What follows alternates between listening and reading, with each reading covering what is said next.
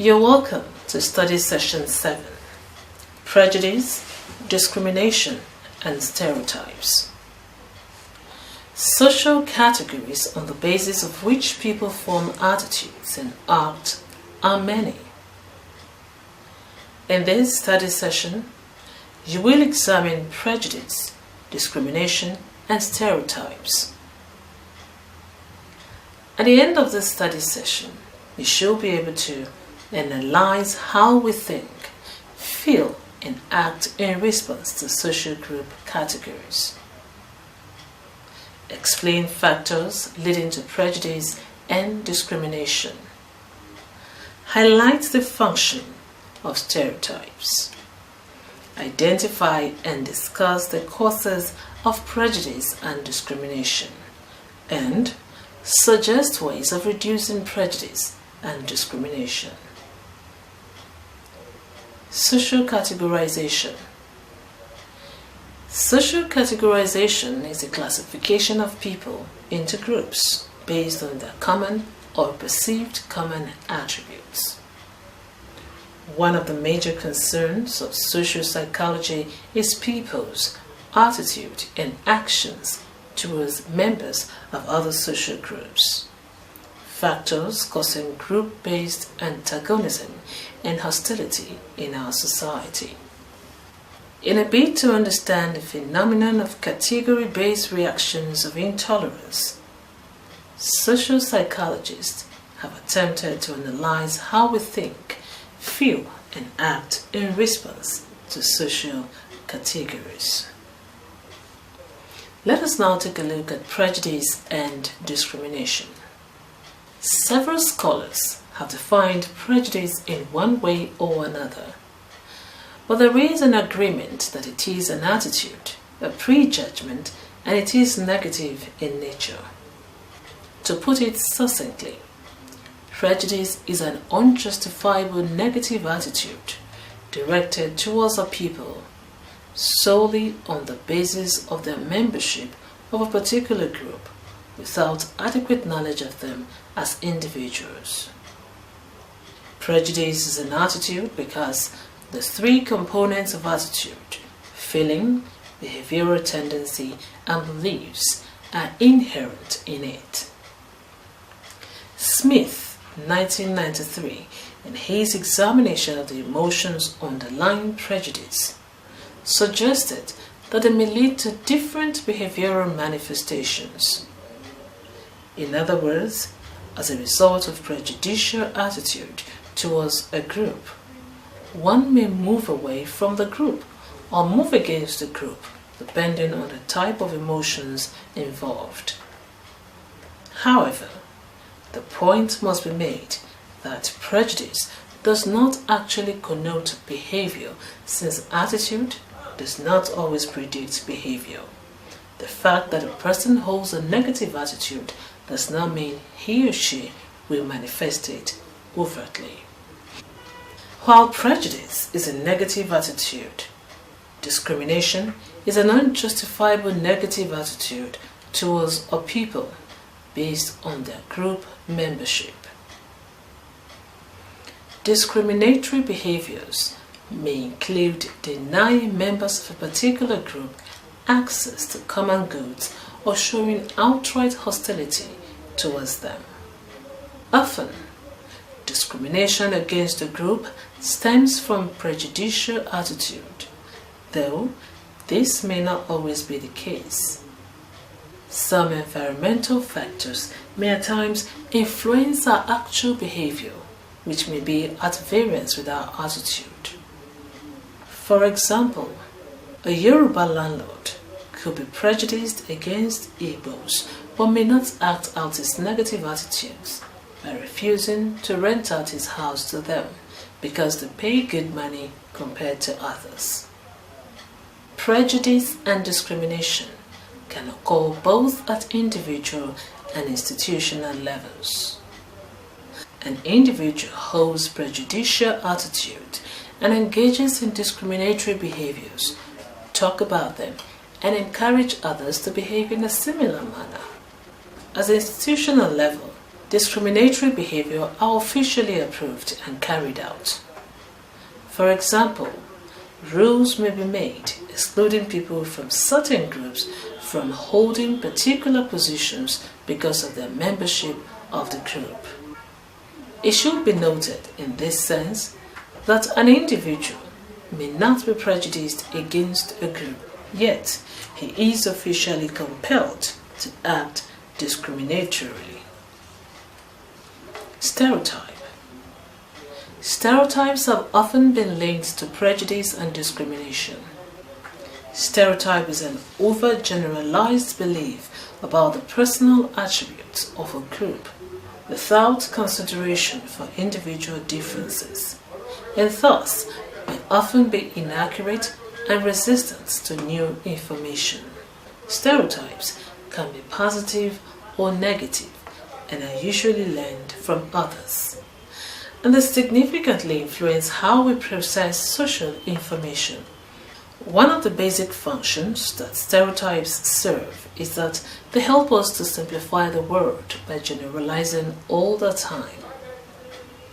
Some popular stereotypes are: fat people are good-natured, short people are sadists, Hausas are dirty, Jews are shrewd. Stereotypes may, however, have a kernel of truth, but overgeneralization negates whatever truth they may contain.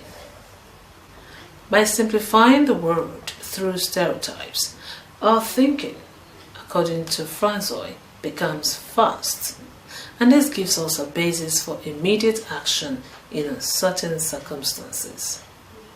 Thus, stereotypes enable us to take shortcuts and form impression about individuals we do not personally know.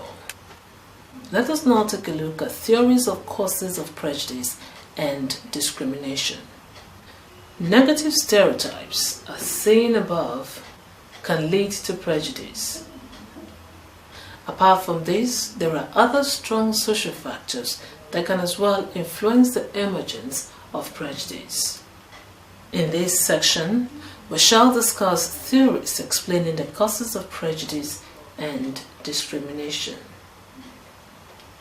Social dominance theory.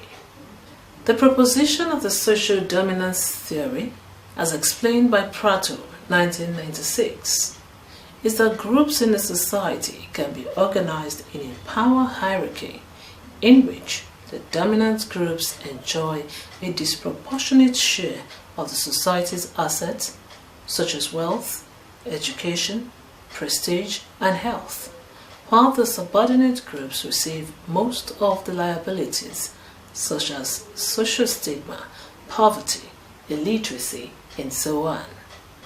For discrimination to be effective, power is imperative.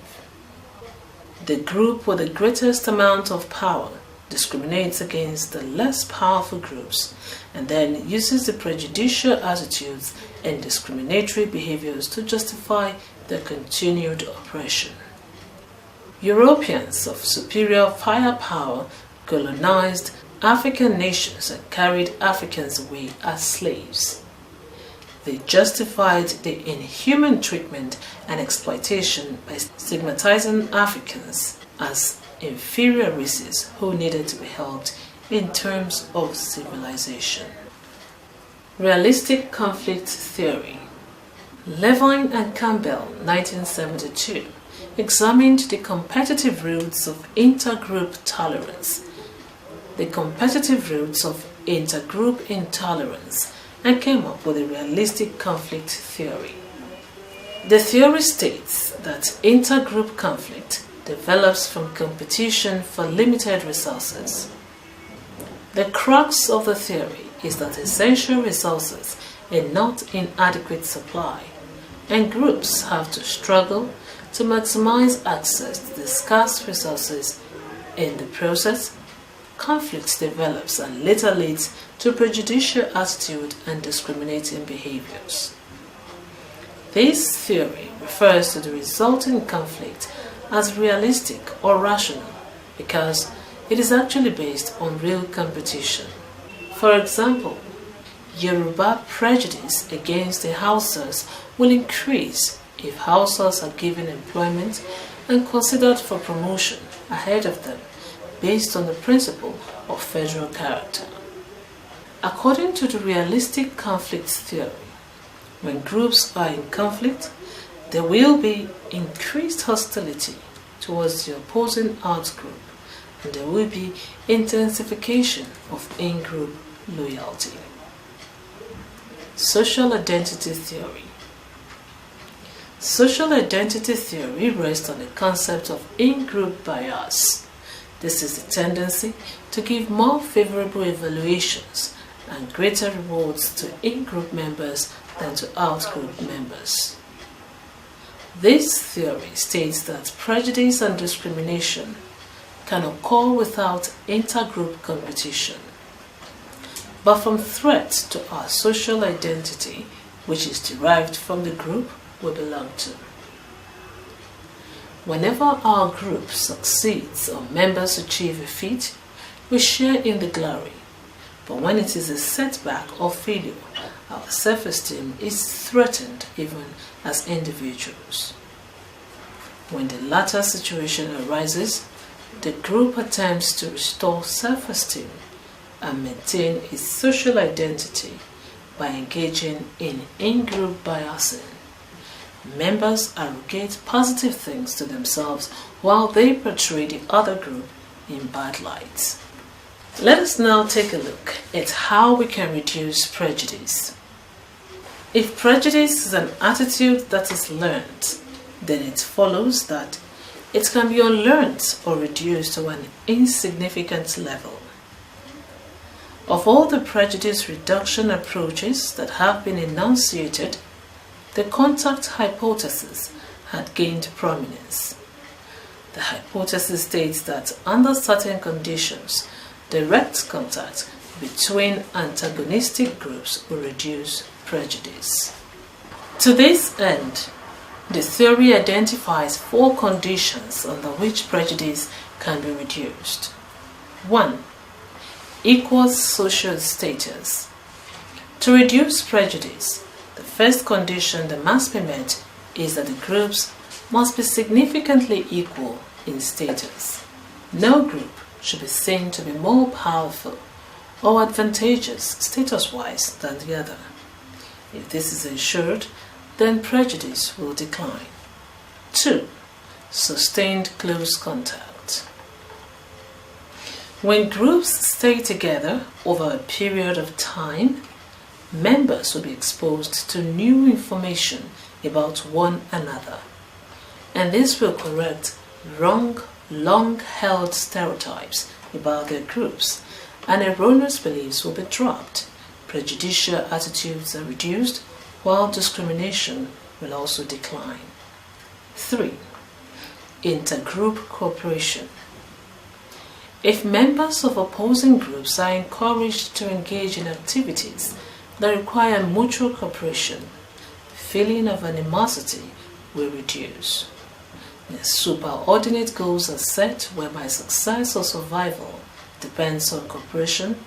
The groups will learn to appreciate one another and work together. And 4. Social norms favoring equality.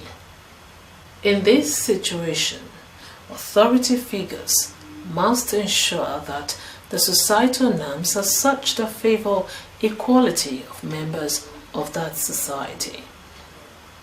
The norms in a society have great influence on behavioral tendencies, and except group leaders openly express equality and fair play, the followers will continue to perpetuate prejudice. Examples of these social norms are the Equal Employment Opportunity Act in the United States to protect minority interest in the workplace, the Federal Character Principle in Nigeria to ensure even ethnic representation in political and career appointments. In this study session, you learned that social categorization is a classification of people into groups based on their common attributes. Various forms of categorization include prejudice, which is a negative attitude, discrimination, which is a negative behavior, and stereotype, which is overgeneralization of attributes to a particular group. We have also discussed causes of prejudice and discrimination. We noted that studies have shown that prejudice and discrimination are caused by strong social factors, and these factors are better understood using the framework of social dominance theory, realistic conflict theory, and social identity theory. Attempts to reduce prejudice in our society have found greater expression in the contact theory, which simply says direct contact between antagonistic groups will reduce prejudice. We have now come to the end of Study Session 7. Thank you for listening.